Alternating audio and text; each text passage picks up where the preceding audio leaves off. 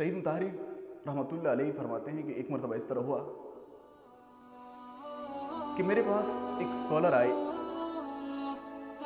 ایک یونیورسٹی کے بڑے پروفیسر آئے اور آ کے اس نے مجھ سے کہا کہ میں بڑی بڑی شخصیات کے متعلق ایک کتاب لکھنا چاہتا ہوں، اگر آپ سے ہو سکے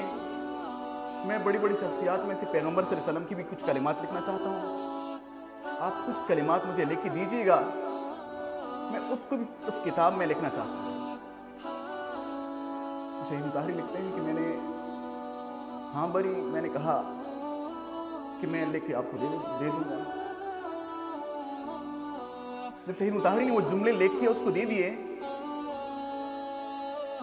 وہ پروفیسر وہ اسکالر لکھتے ہیں کہ اس سے پہلے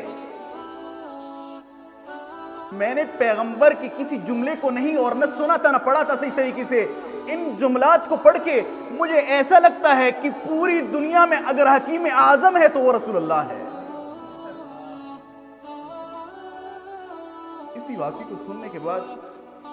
شہید مطہری خود فرماتے ہیں کہ مجھے اس بات پہ تعجب اور افسوس ہوا کہ ہمارے ایرانی معاشرے میں کہ جو ایک شیعہ معاشرہ ہے، ایک مسلمان معاشرہ ہے، اس میں بھی ایک بڑے اسکالر، ایک یونیورسٹی کے لیول کے ایک مدرس و معلم، وہ بھی نبی کے امتی ہونے کا دعویٰ کرتا ہے، لیکن اس کو نبی کی سنت اور نبی کے کلمات کا علم نہیں ہے۔ کہتے مجھے تعجب ہوا، بہت تعجب ہوا، مجھے بہت برا لگا۔ کیوں رسول اللہ صلی اللہ علیہ وسلم کے جو خدا نے اس وقت قرار دی، کیوں اس سے بیزار ہے؟ ورنہ خود دیکھیں تاریخ پڑھ لے، اسی اسوے کی تعصی کی وجہ سے خود خداوند تعالیٰ نے فرمایا کنتم خیر امت، تم بہترین امت ہو۔ کیوں کیا کیا آپ لوگوں نے کہ خدا نے کہا تم بہترین امت ہو؟ کیوں کہا؟ اسی وجہ سے کہ تم پیغمبر کی تعصی کرتے ہو، پیغمبر کی پیروی کرتے ہو، پیغمبر جس طرح فرماتے ہیں اس پر عمل کرتے ہو، کبھی چون چرا نہیں کرتے۔ لیکن اسی امت کو دیکھیں ذرا کہ جس کو خداوند تعالیٰ نے فرمایا کنتم خیر امت، ایک زمانہ ایسا آتا ہے کہ ایک مسلم بڑے اسکالر جس نے پوری زندگی علم میں صرف کی، پوری زندگی علم حاصل میں صرف کی، اس کو علم نہیں ہے کہ پیغمبر کی کلمات مجھے پڑھنی بھی چاہیے، پیغمبر کی تعلیمات سے مجھے آگاہ بھی ہونا چاہیے۔ اس کو اپنے نبی کے کلمات کے بارے میں بھی علم نہیں ہے، جس نبی کے بارے میں محمد عبدو جانتے ہوں گے اس کو، محمد عبدو مصر کے بہت بڑے اسکالر گزرے ہیں، جو جمال الدین افغانی کی شاگرد میں سے تھے۔ محمد عبدو فرماتے ہیں کہ عیسائی لوگ جب انہوں نے اپنی مذہب کی پیروی ترک کر دی، تب ترقی کی، تب ارتقاء اور عروج پہ پہنچ گئے، لیکن مسلمانوں نے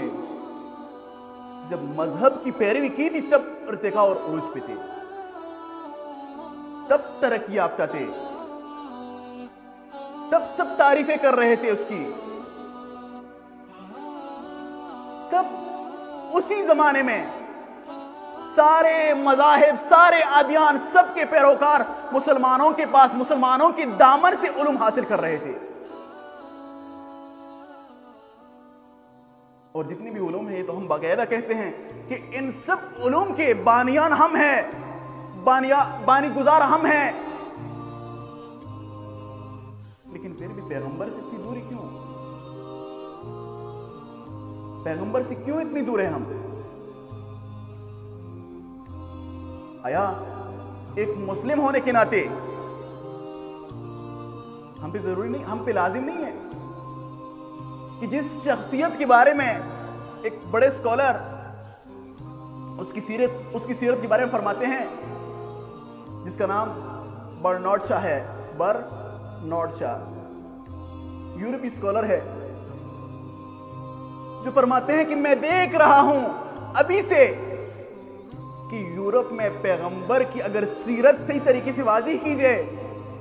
تو پوری یورپ پر رسول اللہ صلی اللہ علیہ وسلم کی سیرت کی حکومت ہوگی۔ اگر اس سیرت کو واضح کیا جائے، اگر اسی سیرت سے لوگوں کو روشناس کرایا جائے، تو میں کہوں گا آپ کی بات بالکل درست ہے، بجا ہے، لیکن ان مسلمانوں کو کیا کہا جائے جو خود رسول اللہ صلی اللہ علیہ وسلم کے نام لیوا تو ہے، لیکن پیغمبر کے کلمات سے ان کا کوئی واسطہ نہیں ہے۔ تبھی تو اسی بات کو لیے ہوئے جو ہمارے بڑے بڑے مفکرین، ہمارے بڑے بڑے محققین روتے رہے اور کہتے رہے تمہاری بلا اس میں ہے کہ تم پیغمبر کی پیروی کرو، تم ان باتوں میں نہ لگو کہ دنیا کیا کر رہی ہے، دنیا کیسے چل رہی ہے۔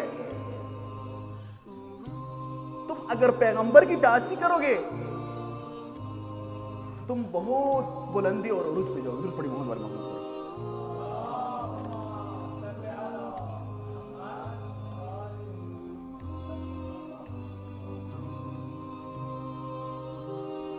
اسی بات کو